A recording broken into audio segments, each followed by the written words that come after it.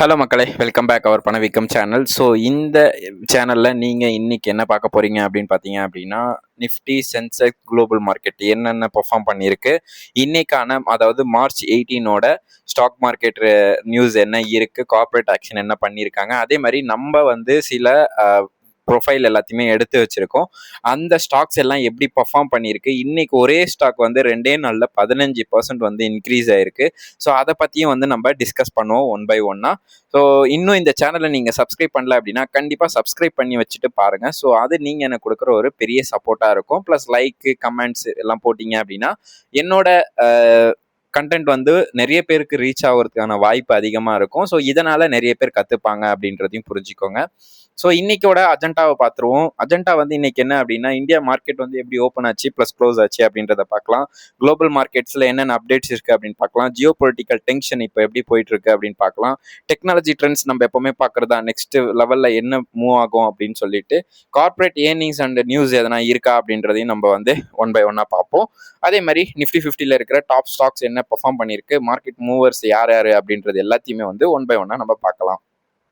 First வந்து இந்தியாவோட market open ஆனது வந்து பார்த்தீங்க அப்படின்னா, இன்னைக்கு ஒரு கேப் அப்ல தான் ஓப்பன் ஆச்சு. ஸோ நிஃப்டியும், அதாவது கிஃப்ட் நிஃப்டியும் வந்து ஒரு கேப் அப்ல தான் காட்டிட்டு இருந்தது. அரௌண்ட் 60 to 70 பாயிண்ட்ஸ் வந்து காட்டிட்டு இருந்தது. அதே மாதிரி தான் ஓப்பன் ஆச்சு. நிஃப்டி 50 பார்த்தீங்க அப்படின்னா இப்போ கரண்டா வந்து 23,777, அதாவது இதோட ஆல் டைம் ஹைல இருந்து ஒரு 3000 பாயிண்ட் வந்து கம்மியா இருக்கு. பட் ஆனால் இன்னைக்கு வந்து ஒரு 200 பாயிண்ட் வந்து ஏறி இருந்துச்சு. அதாவது 0.84% வந்து இன்னைக்கு ஏறி இருந்தது. சென்செக்ஸ் பார்த்தீங்க அப்படின்னா 76,704 ருபீஸ் வந்து இன்னைக்கு ஏறி இருந்தது. ஸோ இதோட ஓவரால் பாயிண்ட்ஸ் இன்னைக்கு என்ன அப்படின்னு பார்த்தீங்க அப்படின்னா 633 அப்படின்ற பாயிண்ட்ஸ் வந்து இன்னைக்கு ஏறி இருந்துச்சு. ஸோ மார்க்கெட் சென்டிமெண்ட் இப்போதைக்கு பார்த்தீங்க அப்படின்னா கண்டினியூஸா 3வது நாளாக வந்து ஒரு புல்லிஷ் ரீபவுண்ட் ஆயிருக்கு. ஸோ இதனால வந்து நம்ம ஒரு சின்ன கன்ஃபர்மேஷன் வாங்கலாம். அதாவது அரௌண்ட் 3000 ஆர் 2500 பாயிண்ட்ஸ் விழுந்திருக்கு அப்படின்னா அங்கிருந்து ஒரு ஆஃப் ஆச்சும் நம்ம வந்து ஃபில் பண்றதுக்கான வாய்ப்பு அதிகமாக இருக்கு. ஸோ ஆல்ரெடி 10% விழுந்ததால இப்போ ஒரு 5% ஆச்சும் ரெக்கவரி கொடுக்கணும் அப்படின்றதால ரீசெண்ட் வாலட்டிலிட்டிஸை வச்சு பார்த்தீங்க அப்படின்னா புல்லிஷ் பேக் ஆயிருக்கு அப்படின்றது தான் தெரிய வருது. பட் ஆனால் ஸ்ட்ராங்காக வந்து டிஐஸ் தான் இதை வந்து பை பண்ணிட்டு இருக்காங்க அப்படின்றதையும் புரிஞ்சுக்கோங்க. எஃப்ஐஎஸோட ஆக்டிவிட்டிஸ் எதுவுமே இல்லை. ஸோ அவங்க வந்து ஒரு லாபத்தோட தான் வெளியே போயிட்டே இருக்காங்க அப்படின்றதையும் புரிஞ்சுக்கோங்க. செக்டார் பர்ஃபார்மன்ஸ் பார்ப்போம். ஸோ இன்னைக்கு பார்த்தீங்க அப்படின்னா ஸ்ட்ராங் செக்டாராக யார் யார் இருந்தாங்க அப்படின்னா ஐடி இண்டெக்ஸ் தான் இன்னைக்கு வந்து பயங்கரமான சப்போர்ட் இருந்துச்சு. ஸோ அதுக்கான ரீசன் வந்து நான் எடுத்து வச்சிருக்கேன், அதை நான் உங்களுக்கு சொல்றேன். ஆட்டோ செக்டார் வந்து இன்னைக்கு வந்து ஓரளவுக்கு ஸ்ட்ராங்கா இருந்துச்சு. பிகாஸ் ஆஃப் ஆட்டோ செக்டார் வந்து கண்டினியூஸா கீழே விழுந்துட்டு இருந்ததால டெலிகாம் செக்டாரும் வந்து ஓரளவுக்கு ஸ்ட்ராங்கா இருந்துச்சு. வீக் செக்டாரா என்ன இருந்துச்சு அப்படின்னா எஃப்எம்சிஜியும் மெட்டலும் தான் கொஞ்சம் வீக்கா இருந்துச்சு. மெட்டல் வந்து நேற்று வந்து ஒரு நல்ல ஒரு பர்ஃபார்ம் பண்ணியிருந்ததால இன்னைக்கு கொஞ்சம் ஒரு ப்ராஃபிட் புக்கிங் இருந்திருக்கலாம். கீ மார்க்கெட் டிகர் அப்படின்றத வந்து பார்த்தீங்க அப்படின்னா சிஎல்எஸ்ஏ ரிப்போர்ட் வந்து டிஸ்மிஸிங் ஏஐ த்ரெட்ஸ் வந்து இந்தியாவோட ஐடி செக்டாருக்கு வந்து பெருசாக இருக்கு அப்படின்ற மாதிரி சொல்லியிருக்காங்க. ஸோ இதனால வந்து ஐடி இண்டெக்ஸ் எல்லாமே வந்து ஒரு நல்ல ஒரு புல்லிஷ் மூமெண்ட்ல போயிடுச்சு. அதே மாதிரி குருடாயில் வந்து பார்த்தீங்க அப்படின்னா ஆயில் ப்ரைஸ் வந்து 102 ரூபா அப்படின்ற ரேஞ்சில் வந்து கீழே இறங்கியிருக்கு. ஸோ இதுவுமே வந்து மார்க்கெட்டுக்கே வந்து இது நல்லதாக போச்சு. அதே மாதிரி ஸ்ட்ராங் டொமஸ்டிக் இன்ஸ்டிடியூஷனல் இன்வெஸ்டர் வந்து பார்த்தீங்க அப்படின்னா பையிங்ல இருக்காங்க. ஸோ இன்ஸ்டியூட்டர் வந்து பையிங்ல இருந்தாலே வந்து ஓரளவுக்கு நல்லது தான். ஸோ அதனால நம்மளோட டிஐஸ் வந்து நல்லா வந்து பை பண்ண ஆரம்பிச்சிருக்காங்க இப்போதைக்கு அப்படின்றது நல்லாவே புரியுது. குளோபல் மார்க்கெட் பார்க்கலாம். குளோபல் மார்க்கெட்டாக பார்த்தீங்க அப்படின்னா நேத்தோட யூஎஸ் மார்க்கெட்டில் புரிஞ்ச வரைக்கும் நாஸ்டாக், S&P 500, டவ் எல்லாமே அரௌண்ட் வந்து ஒரு 0.5% வந்து நேற்று வந்து அப்பில் தான் க்ளோஸ் ஆயிருந்துச்சு. ஏஷியன் மார்க்கெட்டை பொறுத்த வரைக்கும் நிக்கி கோசிப் அப்படின்றது வந்து 1.5%லேருந்து 2.5% வந்து நேற்று வந்து க்ளோஸ் ஆயிருந்தது. இதுக்கான இம்பேக்டை தான் இந்தியாவில் வந்து பார்த்தீங்க அப்படின்னா பாசிட்டிவ் குளோபல் சென்டிமெண்ட் வந்து இப்போ வந்து உருவாயிருக்கு. இந்தியாவை பொறுத்த வரைக்கும் யூஎஸ் டெக் எல்லாமே வந்து ரேலி ஆயிருக்கு. ஸோ அதனால டைரக்டாக பூஸ்ட் ஆகுது இந்தியாவோட ஐடி ஸ்டாக் அப்படின்றது புரிஞ்சுக்கோங்க. ஸ்ட்ராங் பர்ஃபார்மன்ஸ் அப்படின்றத வந்து இன்டர்நேஷனல் மார்க்கெட் வந்து பயங்கரமா இப்போ வந்து பாசிட்டிவா போயிட்டு இருக்கிறதால ஸோ இந்தியாவோட மார்க்கெட்டும் வந்து பாசிட்டிவா மூவ்மெண்ட் இருக்கு அப்படின்றதையும் புரிஞ்சுக்கோங்க. ஸோ ஜியோ பொலிட்டிக்கல் ஈவெண்ட்ஸ் என்ன இருக்கு அப்படின்னு பார்க்கலாம். யூஎஸ், இஸ்ரேல், ஈரான் வார் ஸ்டேட்டஸ் என்ன போயிட்டு இருக்கு அப்படின்னா டென்ஷன் வந்து ரிமைனிங் ஹையாக தான் போயிட்டு இருக்கு. அதாவது ஸ்ட்ரைட் ஆஃப் ஹார்மோன்ஸை வந்து இன்னும் க்ளோஸ் பண்ண மாதிரி தான் இருக்கு. பட் மார்க்கெட் வந்து ஸ்டார்ட் ஆயிடுச்சு அதோட ப்ரைஸிங்கை வந்து கன்க்ளூஷன் பண்றதுக்கு. அதாவது ஒரு பேனிக் மோட்ல இருந்துச்சு. அரௌண்ட் 10% வந்து கீழே விழுந்துச்சு. இப்போ வந்து ஒரு புல் பேக் கொடுத்துருக்கு. அதாவது சரி இவ்வளவுதான் இதுக்கான ஒரு எஃபெக்ட் அப்படின்னு சொல்லி கொடுத்துட்டு முடிஞ்ச அளவுக்கு இந்த ஸ்ட்ரைட் ஆஃப் ஹார்மோன்ஸ் ஆகட்டும் இல்லை இஸ்ரேல் ஈரானோட வார் ஆகட்டும் முடிஞ்சிரும் அப்படின்ற மாதிரி சொல்லியிருக்காங்க. ஸோ அதனால no longer trading with extreme risk ப்ரீமியம்ல வந்து விற்க வேண்டாம் அப்படின்ற மாதிரி எல்லாருமே வந்து இன்வெஸ்டர் எல்லாம் யோசிச்சு மறுபடியும் நம்மளோட ஸ்டாக் மார்க்கெட்ல இன்வெஸ்ட் பண்ண வந்திருக்காங்க அப்படின்றது நல்லாவே புரியுது. கமாண்டிட்டியை பொறுத்த வரைக்கும் குருடாயில் வந்து பாத்தீங்க அப்படின்னா 102 ரூபா பேரலுக்கு வந்து குறைஞ்சிருக்கு. ஸோ இது வந்து நம்மளுக்கு வந்து ஒரு நல்ல ஒரு ஃபேர் வேல்யூ தான் சொல்லணும். அதாவது சைலண்ட்லி டிப்டா இருந்த வந்து பட் ஆனா வந்து 150 ரூபா வரைக்கும் போவோம் அப்படின்ற மாதிரி ஒரு சைட் பைஸ்ல வந்து இருந்துனாலும் பட் ஆனா இப்போ வந்து 102 ரூபா இருக்கும்போது நல்ல ஒரு ப்ரைஸா தான் நம்மளுக்கு தெரியுது. கோல்டை பொறுத்த வரைக்கும் கொஞ்சம் அது வந்து கீழே இறங்கியிருக்கு. அதாவது $5000 போயிட்டு இருந்தது.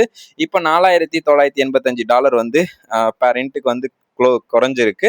ஸோ இந்தியாவோட எம்சிஎக்ஸ் படி பார்த்தீங்க அப்படின்னா 1,55,000 வந்து நீங்க 10 சவரன் கிராம் வந்து நீங்க வாங்கிக்கலாம் அப்படின்றதையும் புரிஞ்சுக்கோங்க. ஸோ இன்வெஸ்டர் ஷிஃப்ட் பண்ணியிருக்காங்க. அதாவது சேஃப் ஹேவன் கோல்டு அப்படின்றத வந்து இப்போ கொஞ்சம் பேக் வாங்கி இக்விட்டியில வந்து கொஞ்சம் இன்வெஸ்ட் பண்ண ஆரம்பிச்சிருக்காங்க அப்படின்றதுல நல்லாவே புரியுது. ஸோ டெக்னாலஜி ட்ரெண்ட்ஸ்ல பார்ப்போம். ஏஐ அண்ட் ஐடி இந்தியா, அதாவது இந்தியாவோட ஐடியும் அதே மாதிரி ஏஐ என்ன பண்ண போறாங்க அப்படின்றத வந்து நான் வந்து ஆல்ரெடி சொல்லிட்டேன். அதாவது சிஎல்எஸ்ஏ ரிப்போர்ட் பார்த்தீங்க அப்படின்னா ஓப்பன் ஏஐ அண்ட் ஆந்த்ரோபிக் டூல வந்து பார்த்தீங்க அப்படின்னா நாட் டிஃபிகல்ட்ரி த்ரெட்ஸ் டூ இந்தியாவோட ஐடிக்கு பெருசா வந்து இது பாதிப்பு கொடுக்காது அப்படின்ற மாதிரி சொல்லிட்டாங்க. இந்த ரிப்போர்ட் வந்து ட்ரிகர் ஆனது வந்து மேசிவா வந்து வேல்யூ வந்து பையிங்ல வந்து இருந்துச்சு. அதாவது டிசிஎஸ் இன்ஃபோசிஸ் ஸ்டாக்ஸ் எல்லாமே வந்து ஒரு மேசிவ் பையிங்ல வந்து இன்னைக்கு வந்து பை பண்ணாங்க. ஸோ டிரைவ் வந்து பாத்தீங்க அப்படின்னா அரௌண்ட் 4% வந்து இன்னைக்கு ஐடி ஸ்டாக்ஸ் எல்லாமே வந்து இன்னைக்கு ஏறி இருந்தது அப்படின்றதான் புரிஞ்சுக்க முடியுது.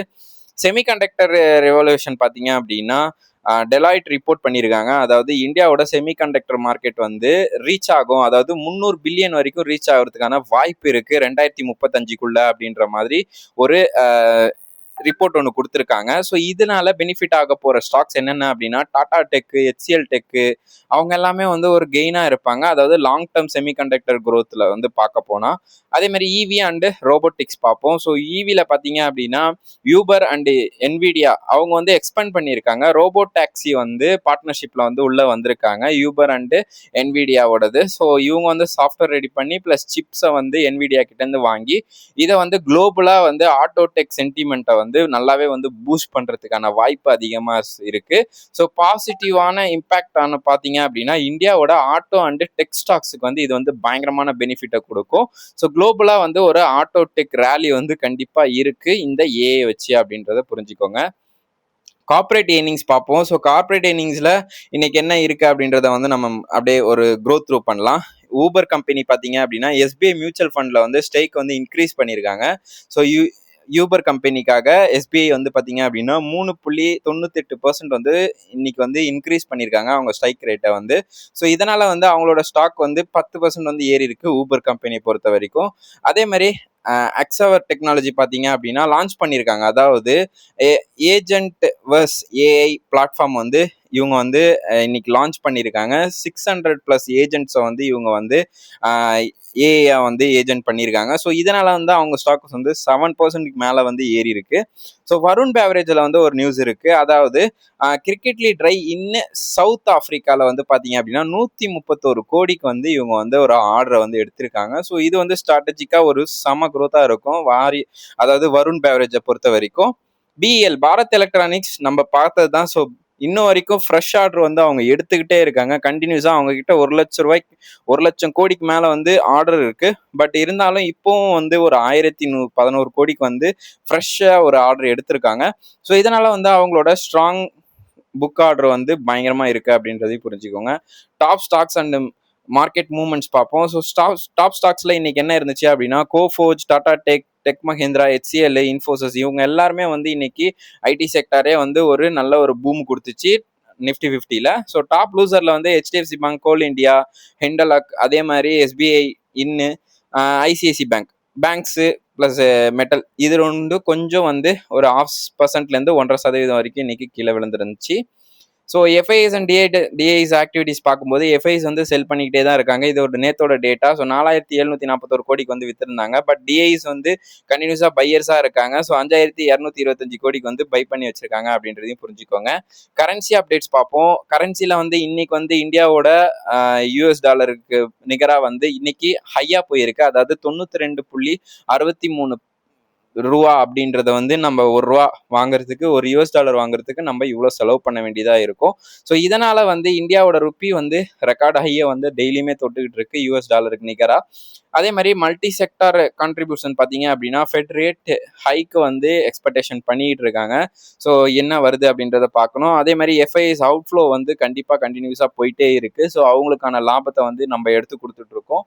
அதே மாதிரி குளோபலாக அன்சர்டினிட்டி வந்து கண்டிப்பா இப்போ இருக்கு அப்படின்றதான் புரிஞ்சுக்க முடியுது. ஐடி செக்டார் இதனால பெனிஃபிட் ஆகுமா அப்படின்னா கண்டிப்பா ஆகும். ஏன் அப்படின்னா நம்மளோட யூஎஸ் டாமினேட் பண்ணி தான் வந்து நம்மளோட ஏர்னிங்ஸே இருக்கு ஐடி செக்டாரை பொறுத்த வரைக்கும். இதனால வந்து நம்மளோட பைசா வந்து அதிகமாகிறதுக்கான வாய்ப்பு அதிகமா இருக்கு, லாபம் வர்றதுக்கான வாய்ப்பும் அதிகமா இருக்கு அப்படின்றத புரிஞ்சுக்கோங்க. ஸோ பாசிட்டிவ் ஃபார் எக்ஸ்போர்ட், அதாவது நம்மளோட எக்ஸ்போர்ட் பண்றோம்ல, ஸோ அதுக்கான வேல்யூ வந்து பாத்தீங்க அப்படின்னா கொஞ்சம் அதிகப்படுத்துறதுக்கான வாய்ப்பும் அதிகமா இருக்கு. இது ஒரு நல்ல நியூஸா தான் நம்ம பார்க்கணும் எக்ஸ்போர்ட் பொறுத்த வரைக்கும். நெகட்டிவ் இம்பேக்ட் என்ன அப்படின்னு பார்த்தீங்க அப்படின்னா ஹையர் ருப்பி காஸ்ட் வந்து ஆகும்போது ஃபாரின் கூட்ஸ் வந்து இம்போர்ட் பண்ணுறது வந்து மேக்ஸிமம் வந்து அஃபெக்ட் ஆகிறதுக்கான வாய்ப்பு அதிகமாக இருக்குது. அதே மாதிரி கம்பெனிஸ் டிபெண்ட் பண்ணி இருக்கிற சில மெட்டல்ஸுக்கு வந்து காஸ்ட் வந்து அதிகமாகும். நம்மளோட எஃப்ஐஎஸும் வந்து செல் பண்றதுக்கான வாய்ப்பு அதிகமா இருக்கு. ஏன் அப்படின்னா அவங்க ₹60 டாலர்ல கொடுத்துட்டு இப்போ ₹92 அப்படின் போது டபுளா வந்து ரிட்டர்ன் அவங்களுக்கு கிடைக்கிற மாதிரி இருக்கும். ஸோ அதனாலேயே அவங்க வந்து செல் பண்றதுக்கு வாய்ப்பு அதிகமா இருக்கு அப்படின்றதையும் புரிஞ்சுக்கோங்க. அடுத்ததா வந்து இன்வெஸ்டர் ஸ்ட்ராட்டஜி தான். ஸோ இன்வெஸ்டர் ஸ்ட்ராட்டஜி நம்ம டெய்லியும் பார்க்கறது தான். Market is a buy on dips அப்படின்றத வந்து மறந்துடவே கூடாது நம்ம எப்போவுமே. ஸோ அதை வந்து நம்ம வந்து ஸ்ட்ராங்காக வந்து சப்போர்ட்டில் வந்து டிஐஸ் வந்து பை பண்ணுறதுக்கான வாய்ப்பு வச்சுக்கோங்க.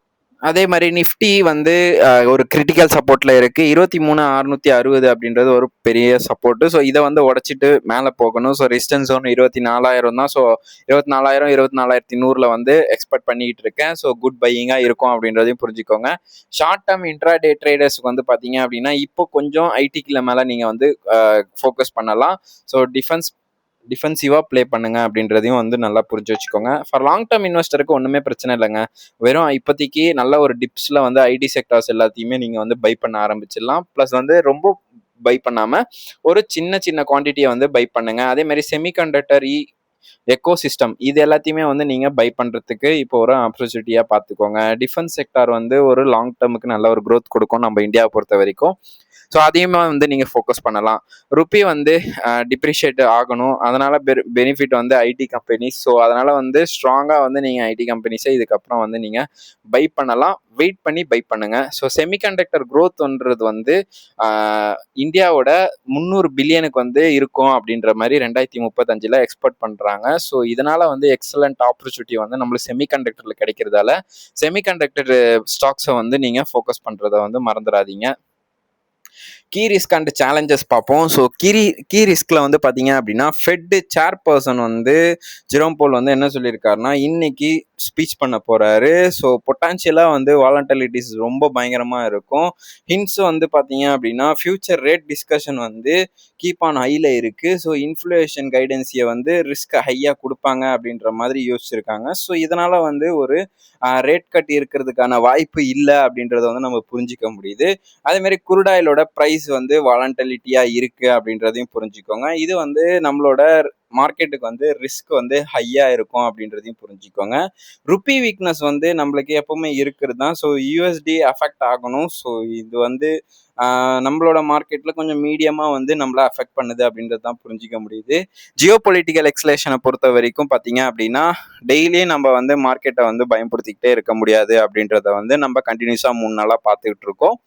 ஸோ அதனால வந்து எஃப்ஐஎஸ் விற்கிறாங்க, பயந்து வித்துடுறாங்க அப்படின்றதால நம்ம வந்து அதை வந்து விட்டுட்டு போகணும் அப்படின்றது அவசியம் இல்லை. ஸோ நம்ம டிஐஸ் வந்து கண்டிப்பாக வாங்கிட்டே இருக்காங்க அப்படின்றத வந்து நல்லா புரிஞ்சுக்கோங்க. ஸோ அதனால வந்து இதை வந்து நான் மார்க்கெட்டில் வந்து மீடியமான ரிஸ்க்கை தான் இப்போ பார்க்குறேன். ஸோ கீ நம்பர் சம்மரி பார்த்தீங்க அப்படின்னா, இன்னைக்கு ஐடி இண்டெக்ஸ் வந்து ஒரு 4% ஏறி இருக்கு. எஃப்ஐஸ் வந்து கண்டினியூஸாக செல்லிங்கில் இருக்காங்க. குரூட் ஆயிலோட ப்ரைஸ் ரூ. 102 வந்திருக்கு. கோல்டு வந்து 1,55,650 செல் பண்ணிட்டு இருக்காங்க. ருப்பி வந்து ரூ. 92 வந்து போயிருக்கு. டிஐஸோட பையிங் வந்து அதிகமாயிட்டே இருக்கு அப்படின்றதையும் புரிஞ்சுக்கோங்க.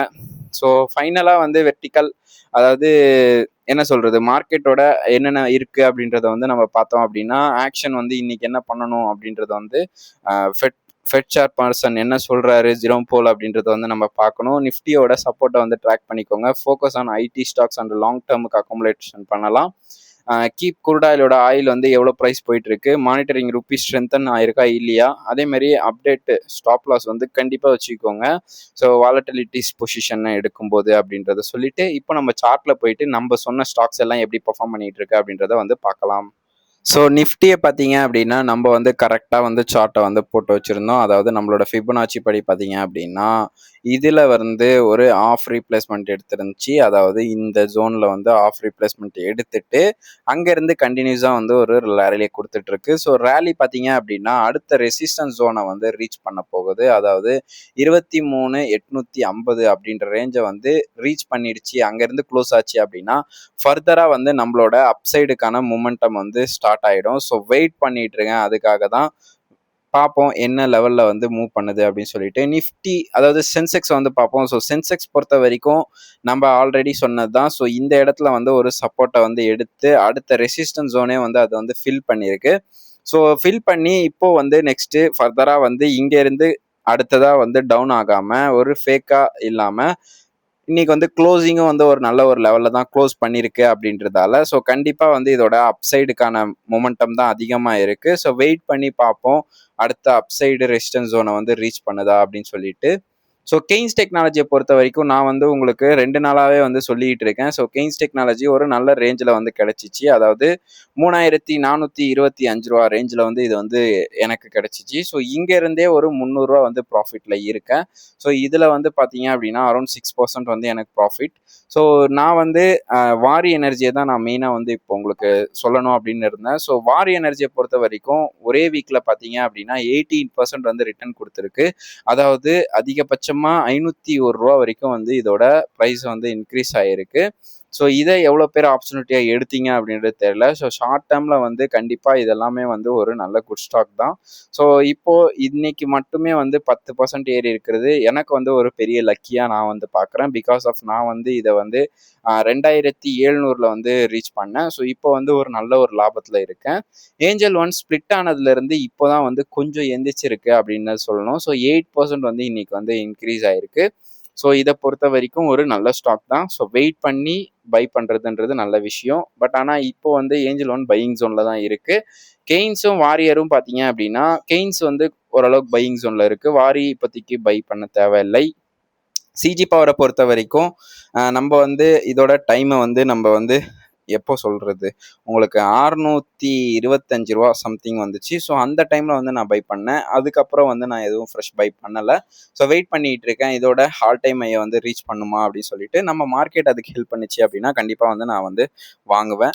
ஸோ எஃப்என்டோ கால் வந்து நான் ஒன்று வந்து சொல்லியிருந்தேன். ஸோ அது வந்து இன்றைக்கி தான் ரீச்சே ஆகிருக்கு. ஸோ வெயிட் பண்ணுறேன் இன்னைக்கிலேருந்து. ஸோ ஒரு 10 நாள் இருக்குது. அதுக்குள்ளேயே பொசிஷனை வந்து க்ளோஸ் பண்ணாமல் இது வந்து ரீச் ஆகுதா அப்படின்றத வந்து நம்ம வெயிட் பண்ணி பார்க்கணும். நான் வாங்கின காலோட நேம் என்ன அப்படின்னா மராக்கோ 30 மார்ச் 770 கால் அப்படின்றத வந்து வாங்கியிருக்கேன். ஸோ வெயிட் பண்ணிட்டு இருக்கேன் என்ன ஆகுது அப்படின்றத வந்து பார்க்கறதுக்கு. ஸோ இவ்வளோ நேரம் என்னோட வீடியோ வெயிட் பண்ணி நீங்கள் பார்த்ததுக்கு ரொம்ப நன்றி மக்களே. லைக் அண்ட் கமெண்ட்ஸ் போட்டுக்கோங்க. தேங்க்யூ.